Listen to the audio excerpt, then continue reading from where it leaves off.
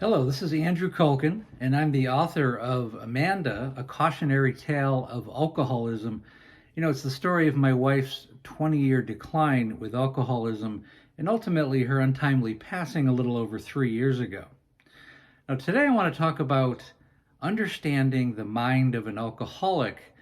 And my purpose of this is for loved ones to understand and to be able to identify when someone is an alcoholic.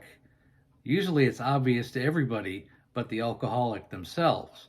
But you have to come to the conclusion, and I want family members to understand that there's two paths you can go down. You can either demand that person has to change and they have to be put into a facility, or you need to part ways. And it's really that cut and dry, because if someone's been drinking for 5 or 10 or 15 years, the chances of them changing their lifestyle or somehow changing the disease that has taken over their mind is less than 5%. So not likely that it's going to happen unless there's some apocalyptic, cataclysmic thing that happens in their life, which is not going to happen. Now, I want families to identify, a loved one that is an alcoholic.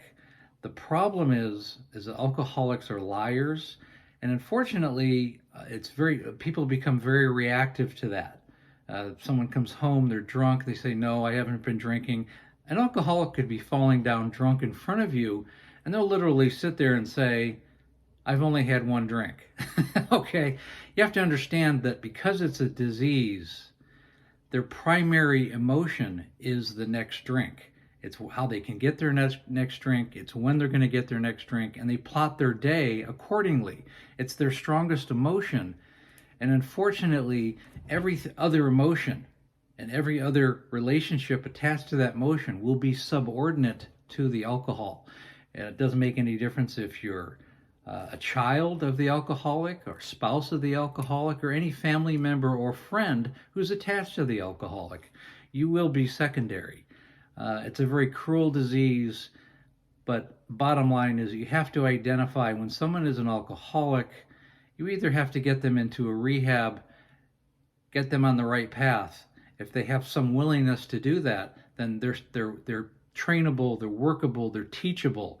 If not, you need to start thinking of ways to part ways, and you need to make an exit strategy. It's that simple.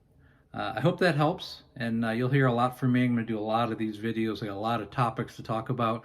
Again, you can the book's coming out next fall of 2023. www.amandacautionarytale.com. Thanks for listening.